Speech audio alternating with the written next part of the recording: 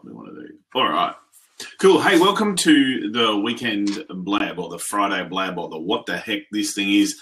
I just wanted to throw something together where we can all talk about the fabulous world of speaking.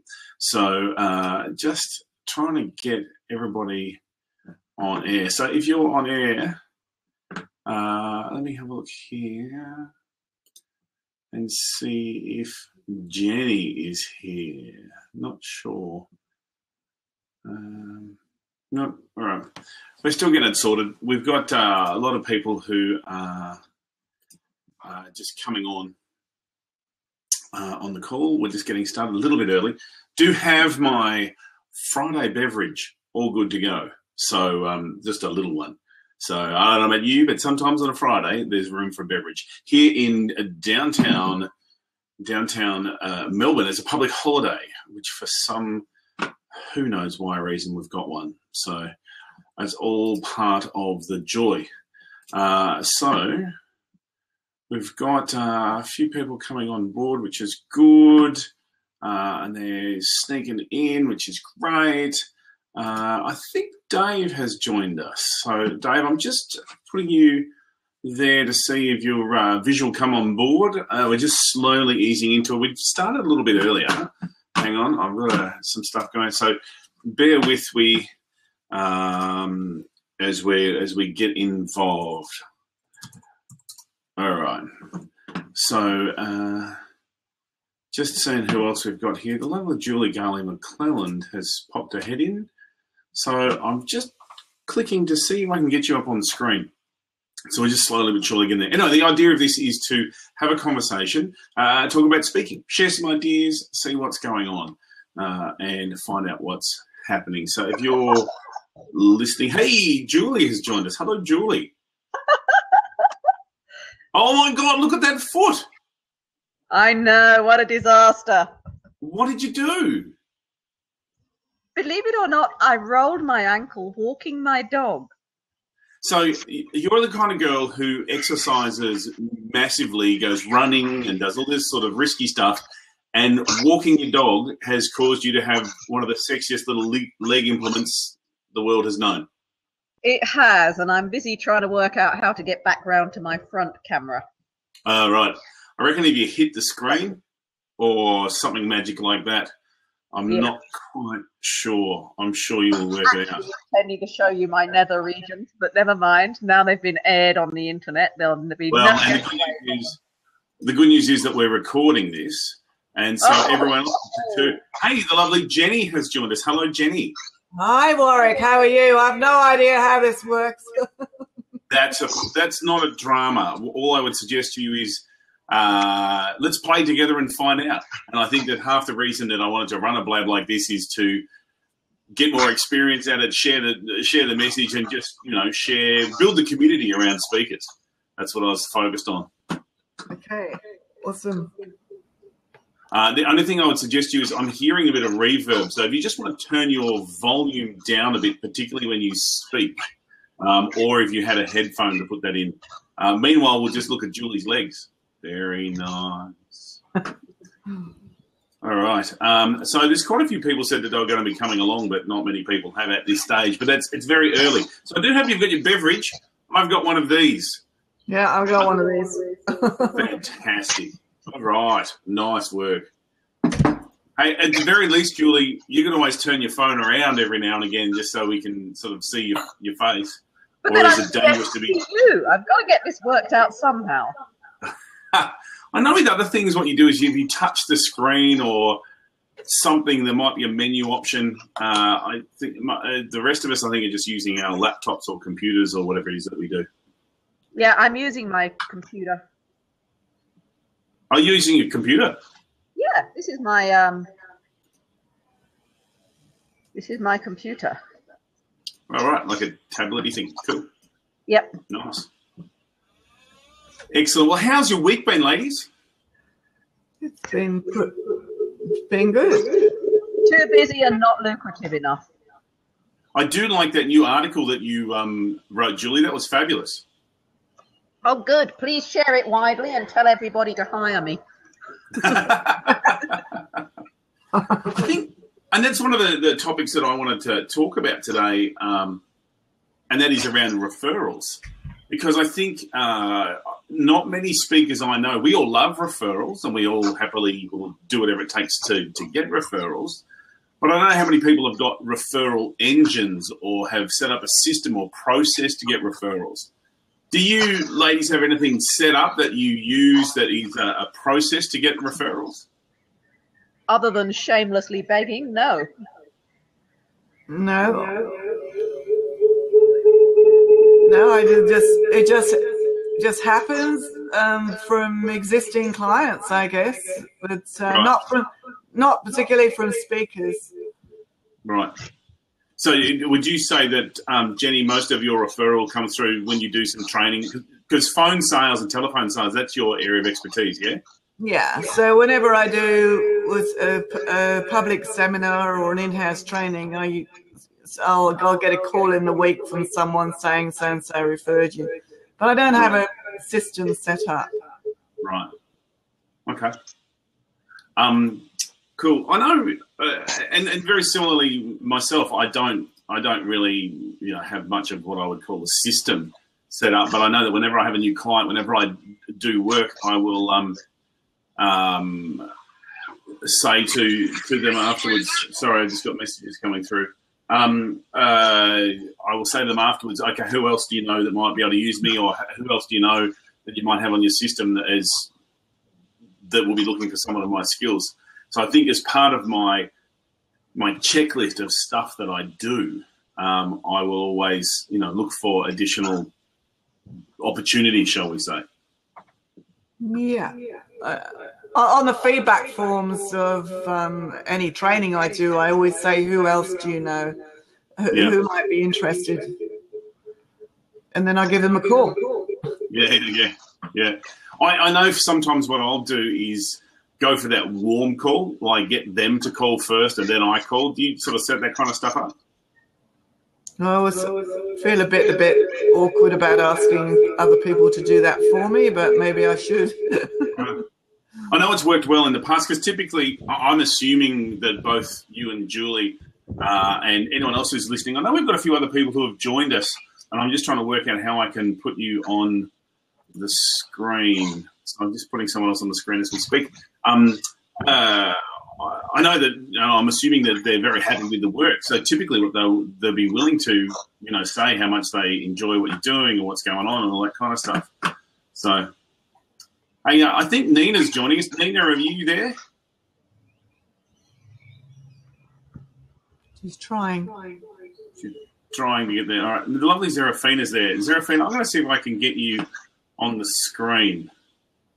All right, here we go. So Zerafina, as we speak, you've got to getting an invite. You'll press the magic button and come up on the screen. So, hey, thanks everyone cool. Nina's found the chat box. Yay. Thanks everyone for coming along and giving this a bit of a play and a crack. The intent is that probably once a month that I'll try and run these kind of sessions just as a building the community and having a conversation to talk about some of the stuff that's going on out there today. Because, as speakers, it's sort of very much on your own as you go, which I suppose raises the question, does anyone on the call have mastermind groups? I used to go to Matt Church's and also Craig Rispin's. Right. They were brilliant, giving me lots and lots of ideas. But then they changed their format and model and it just became too expensive. And I was never actually capable of turning the ideas into work. Right. What about just a group of like-minded speakers or stuff like that? Is there anything in particular that you do? I know I'm seeing here that Zerafina has an accountability person. So, Zerafina, if you can type, how often do you meet with your accountability person, or how often do you commit to being accountable? Is it a weekly thing? Is it a project-based thing? What sort of stuff do you do? So weekly. All right. So you have, I'm bringing Jason on the line if I can. Jason, I'm just trying to get you on visual, if possible. Hey, there you are. Hello, Jason. Welcome. How are we? Oh, very good. Very good. It's here in Melbourne. It's a public holiday because apparently there's some silly football game going on tomorrow. Yes. And we're just, trying to survive in this beautiful 30-degree weather because Melbourne's weather is always the best.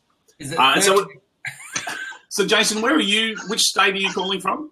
I'm from Perth. Right. So you know what warm weather's all about. Yes. Yeah. Very, very hot. Yeah. So we're just talking about accountability and talking about do we have mastermind groups? Do we just have accountability people? There's a few people in the chat window talking about how have weekly conversations or weekly catch-ups. Others come up with different solutions. Julie, now I don't mean to be rude about your legs. I might try and get someone else on the video phone, and then we'll come back to you if you can get your video sorted up with your other camera, yeah? Yeah, I'm still trying to find the front camera switch. I know there is one somewhere. But meanwhile, just keep those lovely white legs rested. So, Jason, do you have an accountability group that you use? Well, I suppose I come from a different perspective. In what I do, Yep. I am actually a traffic guy. So, for instance, if someone has got a business, I help them out and I help them grow in their business. Yep. But by all means, I have mentors for sure. Yep. And we have weekly calls because I think that everyone learns every day and there's always new stuff coming out. And the main thing also, you have to think of newbies that are scared to come online and like even in Blab and have a talk and find out different things, and you have to think back to when I first started. That's how I think anyway. How to talk to people, how to come across and make them feel welcome. Yeah. Cool. And I think there's real validity in terms of having someone to help you get stuff done. I think running our own businesses can be very lonely. And so to make sure that we've got, it's very easy to spend the day foofing around, for want of a more technical term, and then at the end of the day going, how have I progressed myself? So having that accountability will make a big difference. Yeah, definitely. What I do every day, I come up when I get up at I'm always up by 7:00. Right. I come in. I've got a dream board. Yep. I go over my dream board. I have monthly goals that I want to achieve every month. Yep. And then I set myself out for the day what I would like to get done for that day. Yep. And try and achieve it the best I can in that way. Cool. That's cool. There's days that I don't get it achieved, but at least I'm heading in the right direction to try and get it achieved, if that makes sense. Yeah. Jason, we've got you on video. Welcome. Thanks for being here. What about you? Do you have, an accountability partner, a mentor? What sort of daily processes do you use to get on track? This is Jason Wynn I'm talking to. Oh, yeah. And I think that sounds great. What was it, Warwick? Warwick. Okay. I just want to ask... Where are you calling in from, Jason, just so we know? The USA, Utah. Any of you guys familiar? Yeah, fantastic. I've got a trip. I'm going through Arches National Park in not too distant future. It must be some weird time over in Utah at the moment. 12:10. How about you? For us, it's we're in the future because Australia is always in the future. So it's 10:04 on Friday. So very we're likely interesting. in the future here. Very So for your, I'm assuming you run a speaking business or are related to some kind of have an entrepreneurial business of your own. Is that a fair statement? Yes, sir. So I run the account on Instagram. It's called Heroes_Motivation, and it's I would say it's a legit business. People would ask maybe, hey, can I get a shout out from you? Are you familiar with that term, shout out? Yeah, and then I would charge maybe $5-10 since I'm not too big right now, but I just wanted to get from your guys' perspective how you guys got over public speaking fear. from all of you. How you get over has fear of public speaking? That's a good one, Jenny. You do a bit of speaking. But particularly because you're the telephone sales expert. There's a huge amount of fear in picking up that phone, and I would suspect that would be similar. So, what techniques do you use to get over that kind of fear? To make a decision that you are no longer going to be frightened. Because I remember when I first started, I used to even want to vomit in my all over the table before I went onto the stage. And it's really, it was actually by doing a fire walk with Anthony Robbins that changed me. Right. Because I focused on that fear of public speaking, and I thought, well, where do I want to be in life? If I'm not going to do public speaking, how am I going to hold myself back? Yeah. So I created the pain of not doing it, and then just made a decision straight after doing that firewall that I was never going to be frightened of public speaking again, because I had a message and I had to deliver it, and that was the vehicle that I needed to deliver it by. Fantastic. So what are some of the size crowds that you have spoken in front of, Jenny? Oh, probably. I don't speak to very large audiences. My audiences tend to be quite small. So 200 is around the biggest I've done, or maybe 300. Okay. Jason Mariner, while we've got you on screen, do you speak? Do you speak in front of groups of people? Yes, I do. Let's echo. What happens when people are interested in building their business, I get invited along to all different niches. Yep. I suppose the biggest one I've had is 500 to 1,000. Okay. But the way I look at it is everyone's a friend. Yep. If you think everyone is a friend, because they're all there to hear information and they all want to do the same thing and grow their business. Yeah. Yeah, great. We've got on the call, I've tried to bring on before, Zerafina Zara, and she's a presentation skills guru. And her comment is talking about how focusing on the experience of the audience versus what's going on internally. And I think that's a very powerful thing. And in fact, I might try and get her back on. So, Jenny, I may just take you off screen and try and get Zerafina. We'll come back to you later on. Doesn't mean we don't love you. I know for me, I think my biggest crowd's probably 1,600 people. And I think the best way to get better at speaking is to speak more. And that is to volunteer everything you can. Hey, there's the lovely Zerafina. Hello, Zerafina. I'm looking at your bookshelf. You're looking at my beautiful bookshelf. That's a beautiful bookshelf.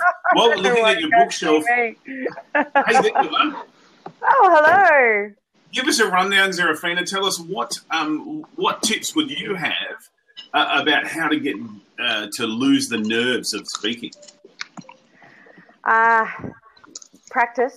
Practice definitely, and also just understanding that your experience is normal. That those nerves are something that's going to happen each time you speak. But the more you do it, the more practice you have with it, the easier it's going to be too. Right. But also, I would be just focusing on the external outcome. So, what is it that you want to achieve? And it's kind of like anything. Like I'd be afraid to go to a first roller skating class or a hula hooping class because I actually don't know what I'm doing. But having, but you just have to go and you have to suck. And the thing about anything that's public is that you suck in public, and that can be more uncomfortable than because more people are looking at you than, say, if you were hula hooping or roller skating. But I think keeping focused on what is it that I want to do? Is it that I want to make revenue from this? Is it that I have a particular message to share?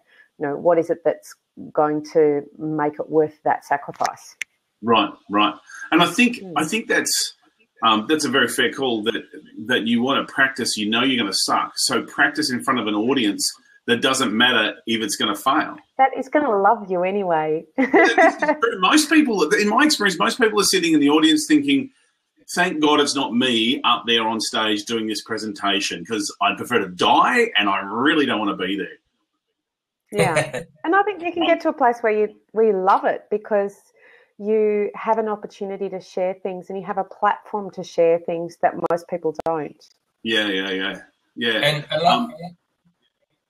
a lot of people actually want to listen because they want to learn more. Exactly.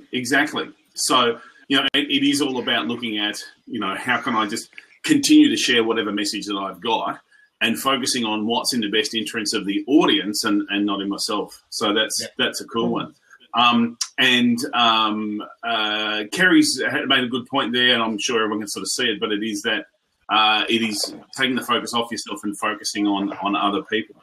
Nina, I keep trying to get you up on the screen, but it's sort of not happening. I'm seeing a beautiful, beautiful grey cube, and I don't know where you've gone, and that's just part of the fun. So I'm going to turn that one off again, and unfortunately, the other Jason, your signal went weak and you dropped out. Doesn't mean we don't love you.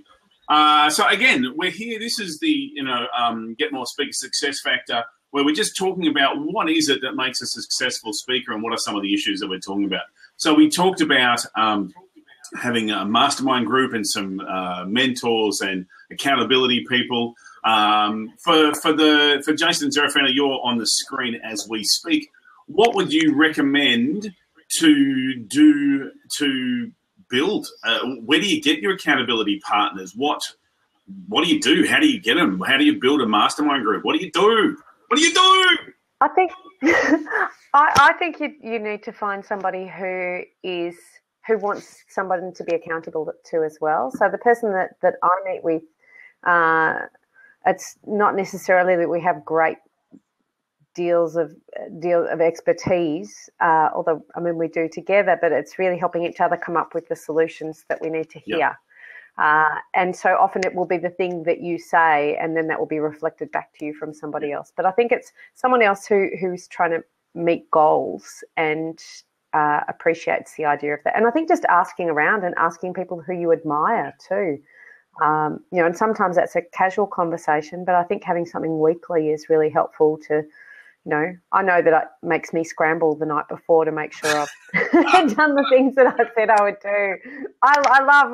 I'm motivated by public humiliation. Yeah. It's knowing that knowing you've got that phone call, you're just like, well, if it's only me, it's like when I go on a diet. When I'm on a diet, it's just me. I'm the only one who knows I'm going to have the Mars bar. But if you're like, I'm got a weigh-in or I have an accountability call or it's like, I can't let them down. I've got to do it. Yeah. Kerry, I so want you to jump in. You're getting some great comments there. So do whatever you got to do at your end, and I will click the magic button to have you online. I know that when I was looking for my mastermind group, the advice I was given was look for someone who's got what you want and then ask them. Julie Guy-McClellan is sort of like my little voice in the back of my head that says you should exercise more and not eat as many naughty things. And so she's come up with some conversations here. And I'm sorry you've broken your leg or you've twisted your leg. Hey, Kerry's here. Hello, Kerry. Hello. How are you, Warwick? Yeah, really good. Kerry, love to hear your thoughts on getting a mastermind group together and some accountability stuff. By the way, for people who don't know, Kerry's an absolute legend on talking to strangers. Her whole concept is do talk to strangers. She's got a great book about it out there. So check it out. Oh, look, here's one we've prepared earlier. So if you're interested, Google the hell out of Screen capture. Kerry Phibbs, or jump on her Twitter ID and track her down. But anyway, give us a rundown, Kerry, on your mastermind group. Well, I get a copy of my book for later around. Yeah, do that.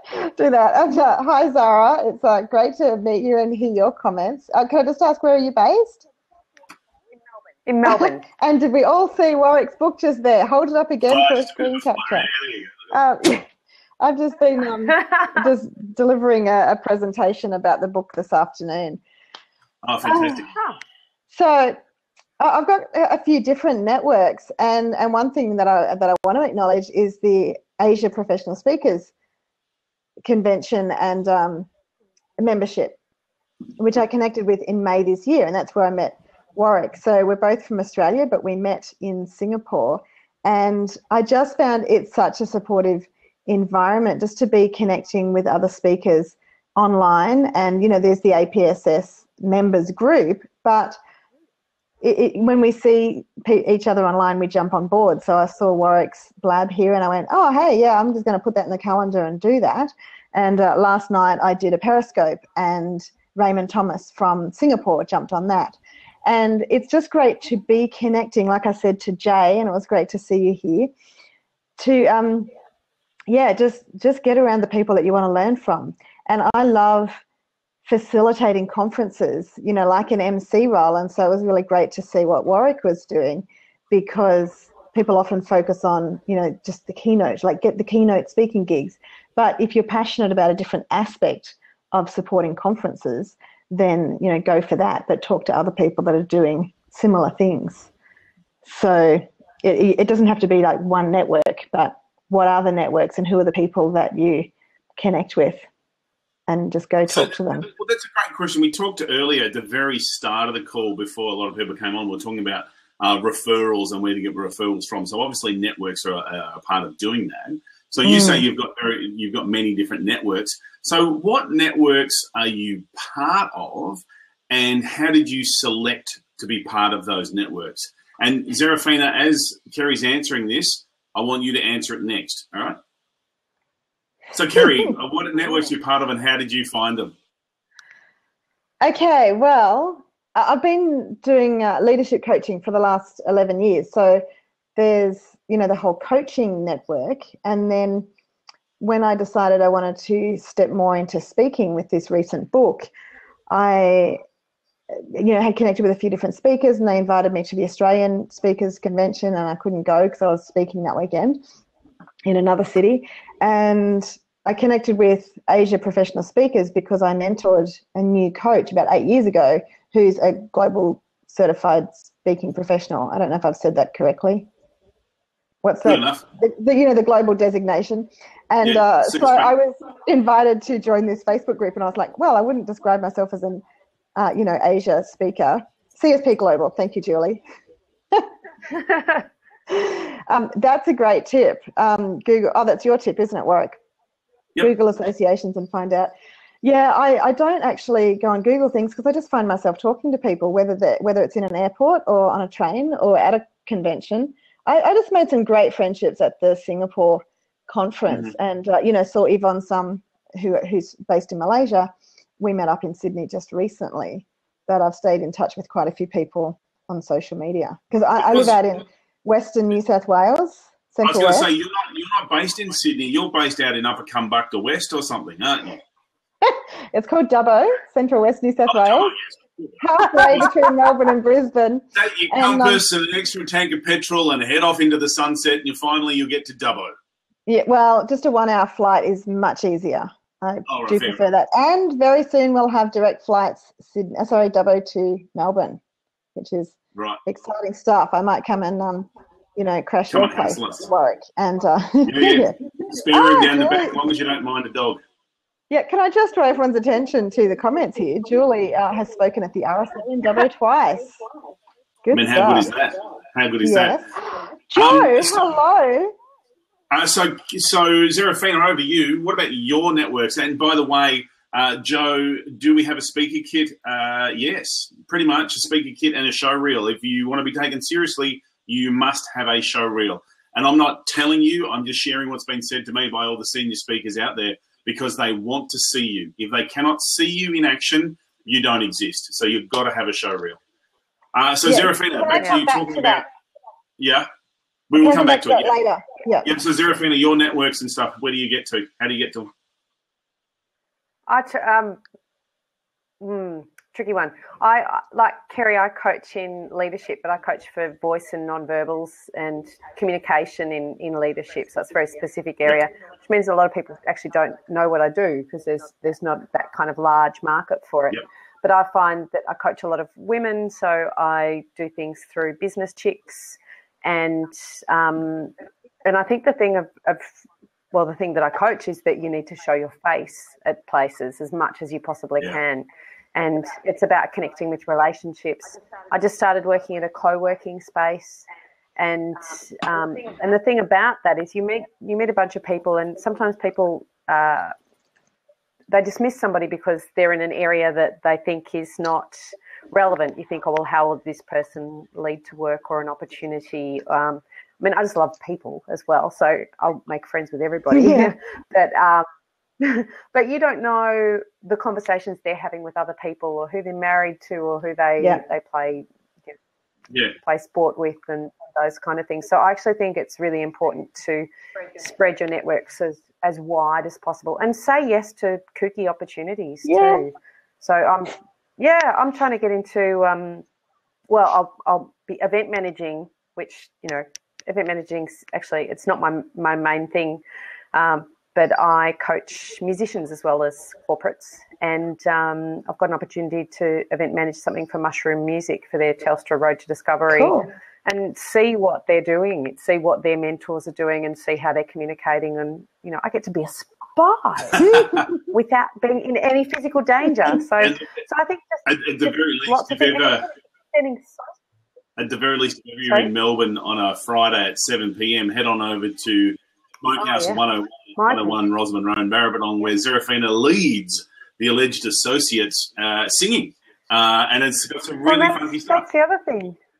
And that's true. Actually, I work with an organisational psychologist who's the drummer in a band that I play in from the Blues Fest, which is this Sunday, by the way. Sunday at Docklands. Anything in Melbourne, the Docklands Blues Festival. Yeah. Cool. So doing things outside of your work, because you can get a bit stuck to meeting other coaches or meeting people who do the same thing as you do.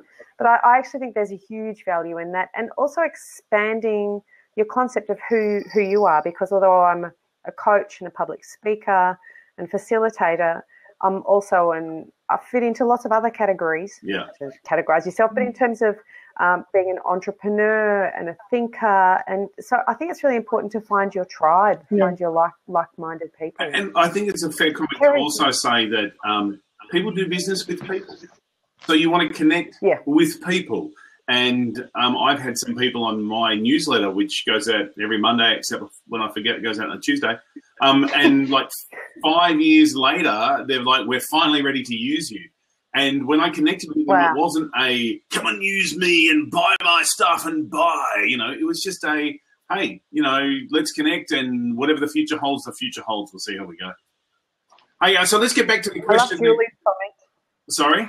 Generally safer I love Julie's comment. It's generally safer to love people than to love animals, especially never smile at crocodiles. Never lift your hat and stop to talk a while. Don't be taken in by his foolish grin. That's a great song, that one of my favourites from ABC. Sing, sing, sing. Cool now. Hey, so let's get back to the question that I think Joe had about should you have a demo reel and a speaker kit. So, ladies, what are your thoughts? And by the way, I've got an open seat here on the screen, so if you want to be part of it, click the magic button to be on video, and I'll get you on video, however magically that happens at your end. Yeah, so I hope Joe jumps in. I'm going to meet Joe in Perth in a couple of weeks, which is very exciting. Although we've been friends. It's a good thing meeting Joe. I've met her several times. She's good. I don't think we've actually met. We tried to connect about 5 years ago when I launched my other book over in Perth. But she'll be able to. Well, I'm bringing her online now as we speak. Here she is. Check that hair out. Hello. Hello. Now, have we actually met in person yet? Sorry? What is it? Have we actually met in person yet? Or does it feel like it? I don't think I could make your event in Perth. I think I was about to come and I had a double booking, and I don't think we actually have. I know we've known each other for a long time. And Warwick I've met many times. We've hung out lots. Yeah, I've only met Warwick once, and I had to go all the way to Singapore. Oh, okay. But Warwick, now I've arranged for the flights from Dubbo to Melbourne just so I could connect with you more. I don't have to go to Singapore next time. I don't blame you. It's worthwhile. Hey, Joe, give us your rundown. Your question is, should you have a video and a speaker kit? Talk to me about what how it came up in your conversation, what was going on. Well, it came up because I spoke to not national speakers, professional speakers. PSA, Professional Speakers Australia. Recently about LinkedIn and how speakers should be using LinkedIn to position themselves as an expert and all that sort of stuff. And I mentioned where you can bring in your show reel and speaker kit. And I just did a bit of a survey, who's got a speaker kit? And only like 2 people in the room put their hands up. And same for videos. And I thought that was quite interesting because You know, you've got one? Yeah. Yeah, I just think if you're a speaker, that's the best. I mean, video is the best tool. I mean, that's how I've got a lot of my speaking gigs, through having video on LinkedIn. So it was just something I found curious, and I've created a few for clients who I've said, why don't you have one? And I just jump in and do that. But it's interesting. Even some of the top speakers I admire, there aren't many people that have good quality speaker kits that represent. Talking about a speaker kit, how would you define a speaker kit? What sort of information are you thinking? Because I know I've got in mind what I think a speaker kit is, but it could be different to what Kerry, Zerafina, and everyone else who's listening, what they think. So how will you define it? Well, what I've put in mine is it's a bit of a bio about who I am in third person, who organisations I've spoken to, topics that you talk about, things like that, reference points, testimonials, all that sort of stuff. It gives people looking for a speaker a good idea of who you are and what you talk about, what your expertise is. And also it needs to look good. And that's the thing. I've seen a lot of speaker kits out there that one-pagers that look like they've been put together in Word, which, is better than nothing. But I think the person that's had the most effective speaker kit in terms of it looks quality, you can see that he's a very well-respected speaker, is Matt Church. If you do some research and download his, I actually like his. He's got a very bold cover photo, lots of interesting information, and also if you've published books, that should be in there, products, or things that you're known for. Keith Abraham has also got a fantastic speaker kit, so check his out as well. I think I've seen his actually. So Joe, how is what you're talking about different from just having it on the website? Because essentially it's the same information you'll have on your website. A lot of it's static. You might have a book and a blog there as well. So how is the speaker kit different to a website? And in this age of we want it digital, why would you do anything but just have it on a website? That's a really good question. And I wouldn't say don't have a website. Absolutely. I mean, if you're a speaker, you should have a website in your name. I think it's a no-brainer. But it's packaging it all into something that they can download. It's like we're saying, well, why have a book? Why not just have all the information on a website? It's something that people can download, print, consume, distribute easily. Right. Yeah, I just think it just adds a lot of value. I mean, all right, it's not going to get you much in terms of SEO, because generally they're PDF, so obviously Google's not reading it, so that's not the reason. And also, it just makes you look professional. Yeah. It's the same as having a show reel. I recently watched Yvonne Adele's show reel. Recently, months ago, and I really like what she's done. I think I haven't done that because, you've got to be thinking way back and capturing a lot of footage. So some of my speaking hasn't been filmed, or the quality's not great. So I've got some bits and pieces. But it's something to think about. I think early in your speaking days, start building your assets so that you've got. And it's like photos as well. Grab quality photos that you can reference, and then bring that onto your profile. That's a really important point for speakers out there who, when someone says, can we video you? A lot of people go, oh, no, don't do that. You're breaching my copyright, blah, blah, blah. And my theory is and your only fee for doing that is I want a copy of the raw footage. And then I can then do whatever I want with it. Because at the end of the day, most of that organisation you're not going to see again. Or you could negotiate for, I'm happy you want to record it, not a problem. That's an extra $1,000 or whatever you want to do. But my answer, if anyone says, can we? The answer is typically yes, you can. And this is what it'll cost, or this is, where's the value exchange? Because as you say, this becomes your asset. You want to hang on to it. Because you'll get to the point like where I'm at. My demo reel is now looking a little tired, and so I need to do another one. So I've got some good footage, or I've got some footage on its way. And it's a lot easier to get footage from events you've already done versus going, I've got no footage, so I either have to hold an event to get the footage or mock up an event or do some different stuff to be able to get it. And nowadays, people don't mind. Yes, we get a bit of a professional shot, but they're happy if you just get the old iPhone out, get someone up the back doing it, because I've got to tell you, the quality on iPhones now is sensational. And sometimes you don't need the audio from the footage. You just need the video to see you in action, and you can have either someone else doing a voiceover or doing a voiceover yourself. Speaking of the alleged associates, the group that Zerafina's with, she very kindly asked me to go along and have a bit of a sing-song a week ago. So we had 2 iPhones shooting a 2-camera shot, and then I've mixed up in iTunes. And without bragging. I think it looks pretty good. It looks great. And it almost looks like a professional film clip. And I've even, edited out the dude carrying the coffee in front, 3 blokes leaving, someone was burping in the background. But you can do this kind of stuff with a bit of creativity, zooming on different parts and zooming out on others. So it doesn't have to, like, so many people are saying, oh, I can't afford it. I've got to be perfect. I've got to be, it's like, just get something done. Now, Julie's got an issue. She does a lot of senior level stuff, and there's a whole lot of legal hoo-ha going on, and doesn't want to get sued for defamations and all that kind of stuff. So sometimes what it could be is just getting the footage, Julie. So rather than talking about the content, having some footage of you working and then maybe talking over the top. So, it's really up to them. Can I add something about video and please do about video and about people's faces? Is that we like people whose faces we see, and the research actually says that we like people more even if we've just seen them. Which is, it sounds outrageous, but there was a study with college students, and they had somebody turn up and they were specifically instructed not to engage with anybody, but they were rated at the end of the semester as being more attractive, more likeable, warmer.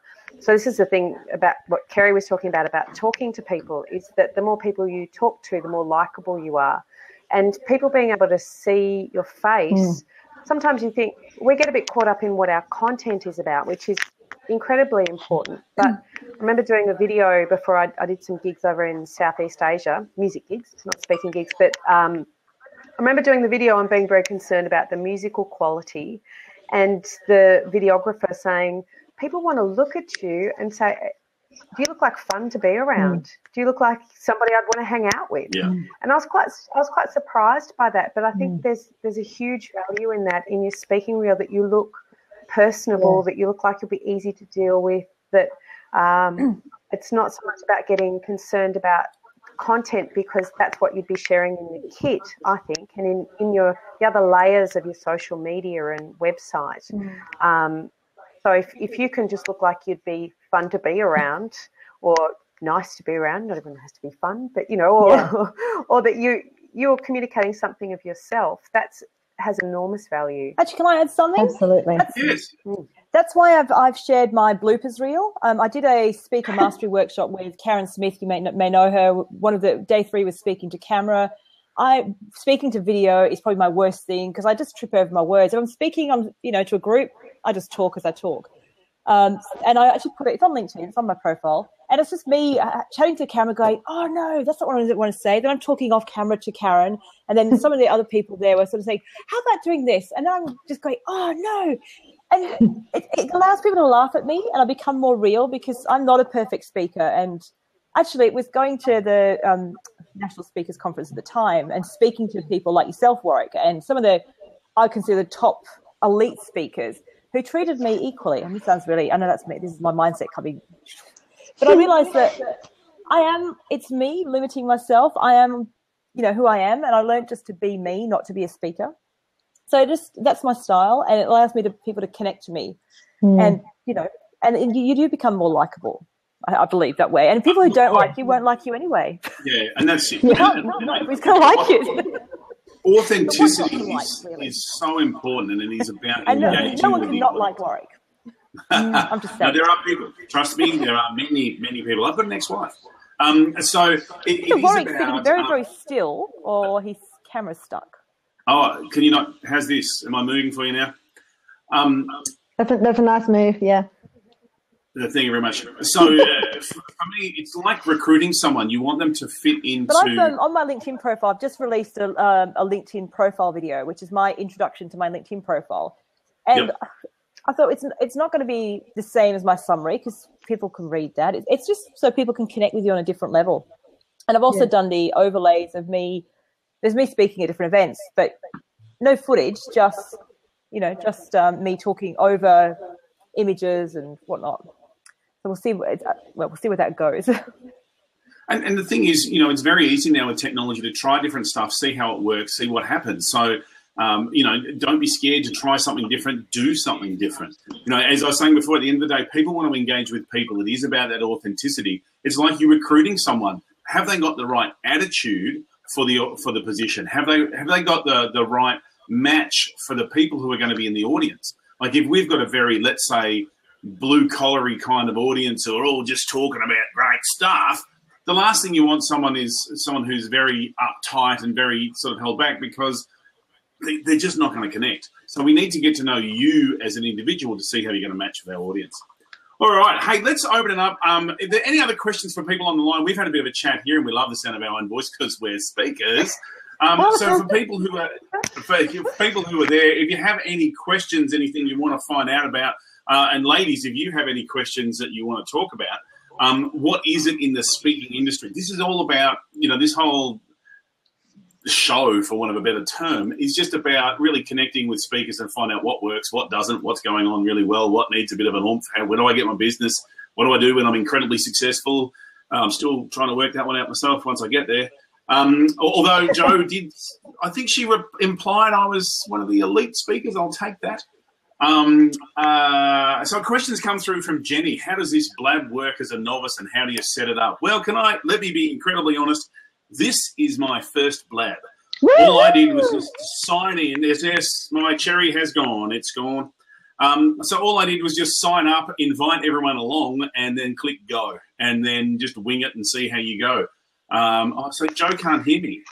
Other people can hear me. Turn your volume up, Jo. All right. I'll tell you what I'm going to do. I'm going to kill Jo. Sorry. I meant that in the nicest possible way. Kerry, can you hear me?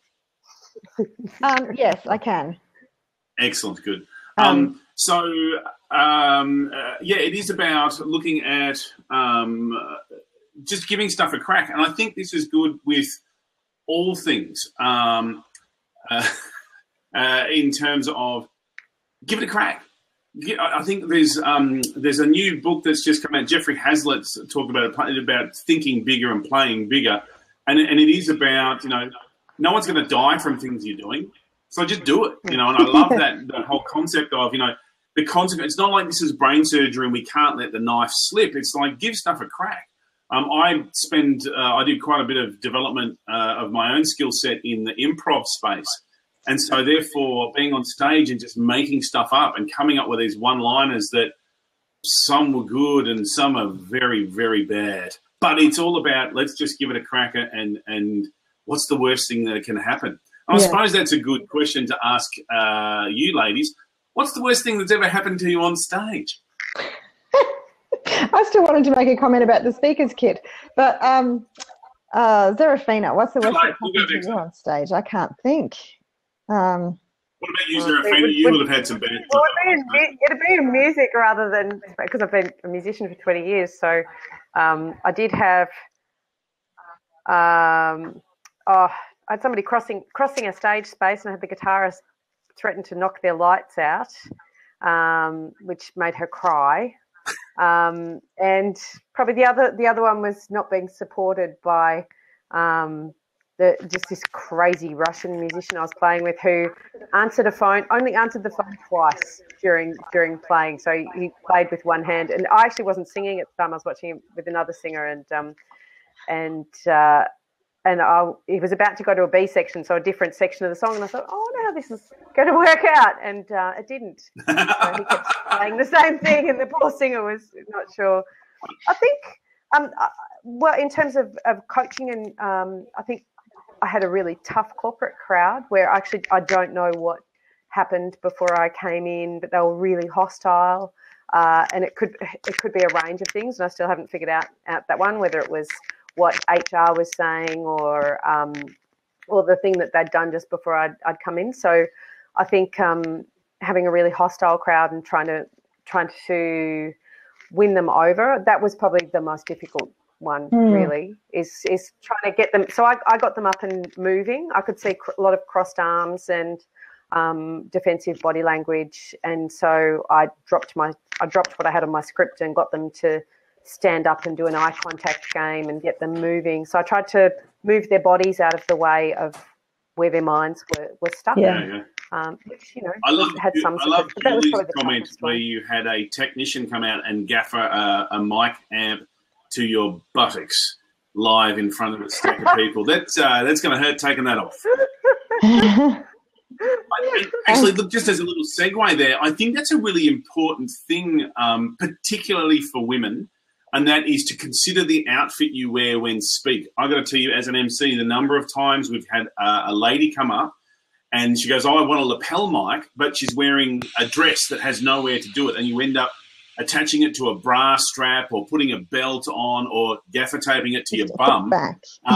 It's just like, it's phenomenal of what you've got to do. So, ladies, please consider, have a belt, a waist, a something that a mic pack can be attached to. It'll make things a whole lot easier. Joe's still having sound problems, aren't you, lovely? Oh, she's gone. Yeah, did you read a comment on the side, Warwick? She couldn't hear you, but she could hear me. Oh, well, that's all that matters, really. Maybe that's Blab's preference for you, Joe. Julie's also Julie, no jewellery that makes a noise in the microphone. If you've got a headset mic and dangly earrings that go click, click, click, it's just yucky. Yeah. Julie, do you have the Wi-Fi to jump in? Because it'd be great to meet Julie too. We've seen Julie's feet. Oh, here she goes. Can we see Julie's feet?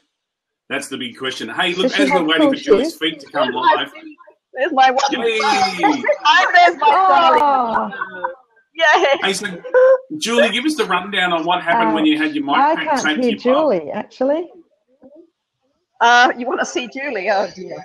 It's not so good. Here you are. That's probably me. Hello. Hello. Hey, tell us what happened when you had the mic pack strapped to your bum. I was presenting the strategic plan to a group of senior business leaders at BHP, and I had a microphone pack in my belt. I was wearing a suit with a skirt and a jacket, so I had the jacket over the pack, I had the belt, I had everything perfect, but apparently it wasn't picking up properly, and they decided that they wanted a little extra antenna booster thing. And suddenly this man in jeans and a t-shirt appeared at stage left and walked over behind me, and I was standing there doing my best professional, let me ignore this. And apparently he got down on his knees, and the next thing I knew, he was... Fantastic. Well, there's no need to wax that lick. Smoothing with gaffer tape across the back of my skirt, which of course was not very appropriate. Welcome to the director's workshop on appropriate behaviour for you at home. I did not miss a beat because I was so focused on the fact that the profit and loss was going to have a significant dip 3 years out unless we changed the way we were behaving. So I had a man on his knees stroking my bottom. I just did not miss a beat. I ignored him completely. And it wasn't until I had finished my whole 30 minutes and walked off the stage and I saw him and nearly decked him that I found out what it was he'd been doing back there. That's beautiful. That is beautiful. And look, I think as a speaker, this stuff happens, and you've got to be prepared for stuff that you can't be prepared for. There's all the time stuff just happens. Yeah. And particularly as an MC and as a host, it's my job to make sure that if a speaker is put off by that, if the AV goes down, if there's no one in the audience, which is really common.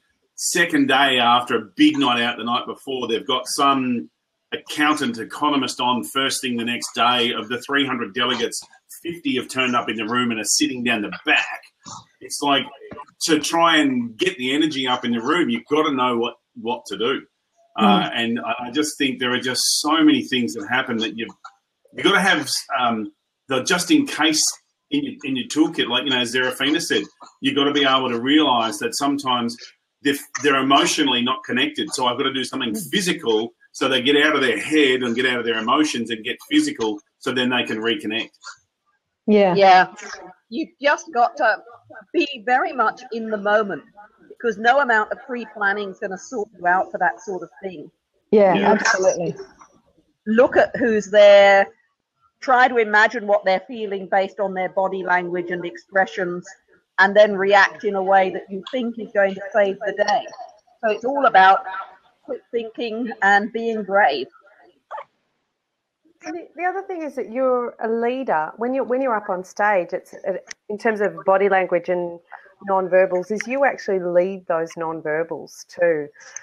And the trap is sometimes to get caught in the non-verbals of your audience rather than realising that you're driving that bus, is that people are more likely to respond to what you're doing and the tone that you set. So that's the emotional tone.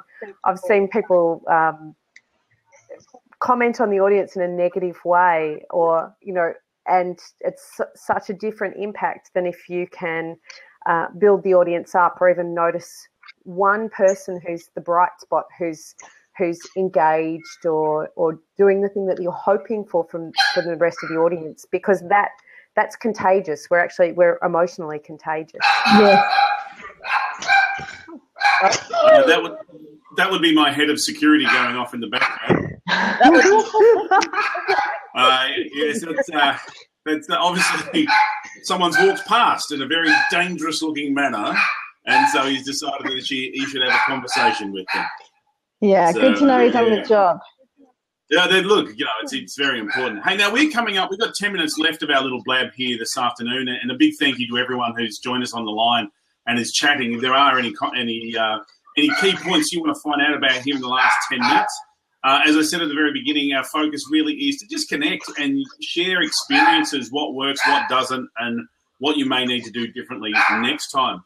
One thing I will say about non-responsive audiences, recently I was presenting to a large group and they were, that was hard. It was one of the hardest audiences I've ever had. There was no responses. Yet in the break, they come up to me and go, "This is really good. You know, you're pretty funny and I'm really enjoying this, and keep up the good work." Sometimes how they feel and how they respond don't match. So it's really important not to take their reaction as the only way that they feel. It makes it hard, and that's where you've got to have that self-confidence and that ability to self-regulate and self-boost and know that you're doing a really good job. But don't get too pumped up. I think we've all met speakers who are a little bit overinflated, might be the appropriate way of putting it. So it is about being confident but not cocky. So Zerafina, as the presentation guru, hey, how would you suggest that people remain confident and not cocky? What are some of the things they can do to become confident as they walk on stage? Well, I think some of the things are about that we know from embodied cognition, which is a science of what's happening in our body and how that impacts the hormones in our body, is that if you take up more space, as leaders do, or as leaders definitely take up more space, but even in nature, if you think of a lion roaring or something that is dominant over the space, then that will actually up your testosterone, which is your sense of capacity, and it also reduces your cortisol, which is your reactivity to stress. So Amy Cuddy's studies in doing that for 2 minutes before you go on stage is really helpful. But I also work with a lot of speakers in terms of, and it's a kooky thing, but I get them to think about letting sunlight in underneath your armpits, because your adrenaline response is to connect those elbows right into your sides to protect your internal organs, which makes you look like a penguin. So it makes you feel safer, but a little penguin. So one of the things Darren Rouse from Plowblog has just made a comment, superhero poses, and this is one thing, Zerafina, you've told me as well.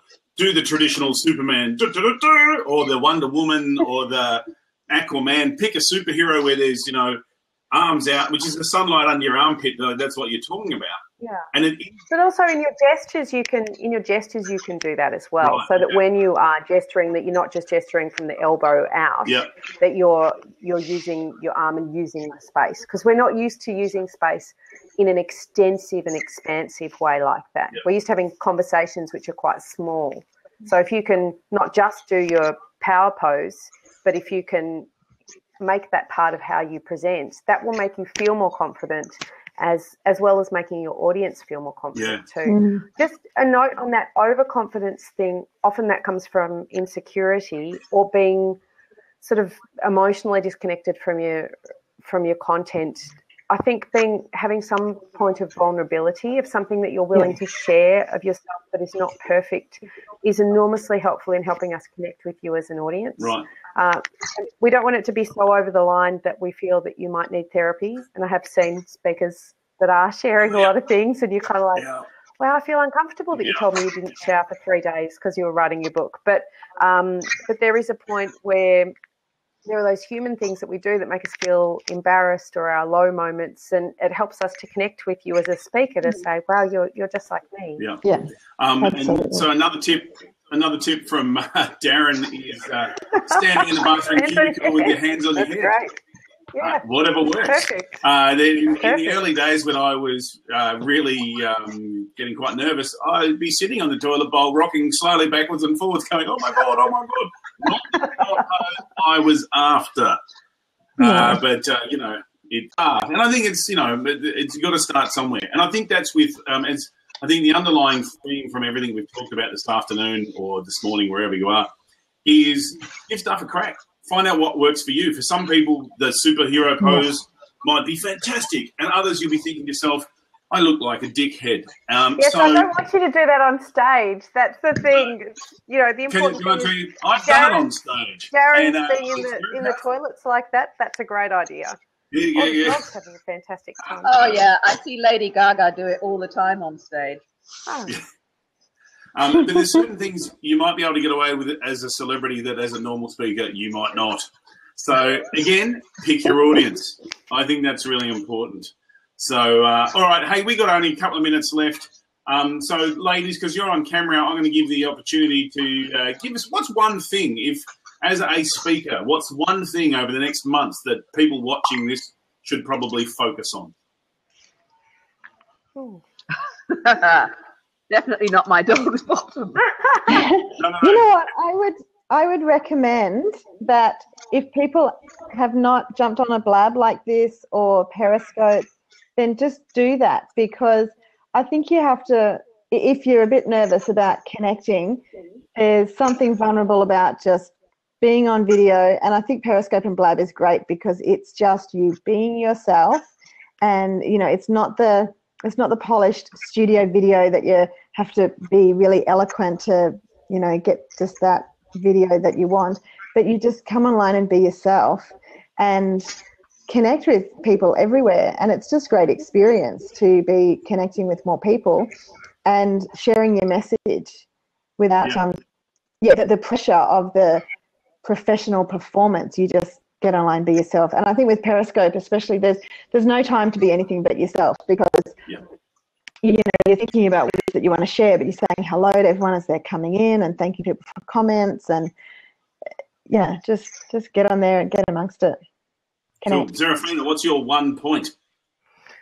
Well, my one point would actually be stolen from Joe, which is that it's about sharing your information, and that when you're looking at an audience, really what you want to try and to be doing is checking, am I getting their engagement? Have I caught their emotional attention as well as just the content information, so that you have something to share, and just check how that's being received. Because I see every public appearance, every performance as being a growing, as just being a learning experience for growth of how can I better connect and share with others. Yeah. That way you don't ever have to be perfect, ever. Yeah. And Nina's doing her little tip is take more video, get them on your pro show wheel, and get permission for people to get to know you and laugh with you. Julie, I'm sure you've got a tip there besides don't look at your dog's bum. Yes, my serious tip would be, unless you're absolutely ecstatic with what results you're getting at the moment, do something different.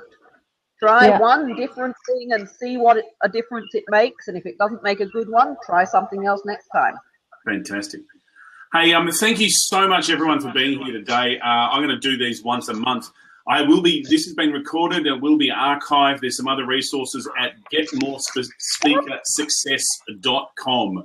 head on over to Get More Well, I was going to know about my bum being stroked in public. Oh, yeah. So your bum being stroked has been recorded forevermore. Sorry, didn't you get that little legal disclaimer at the front? Oh, you mustn't have been there. That's fine. Oh, if the small print is too far, Warwick, it's unconscionable conduct. Oh, well, hey, fire me. I'm not employed. Warwick, what's the URL again? Get more. So it's getmorespeakersuccess.com.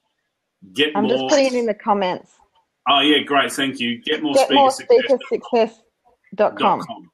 So there's some other stuff there. The intent of this is there's nothing to sell. It's just about I want to really build a sense of community.